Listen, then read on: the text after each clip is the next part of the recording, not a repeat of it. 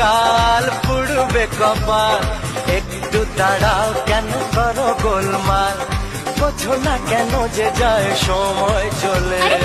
এসেছি বাড়িতে আমি কিছু না বলে, টিক টিক টিক টিক ঘড়ির সাথে সাথে তাল মিলিয়ে, এই তো এলে তবে কেন এখনই যাবে চলে।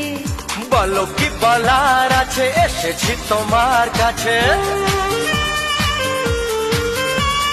বলো কি বলার আছে, এসেছি তোমার কাছে, বোঝো না কেন যে যায় সময় চলে।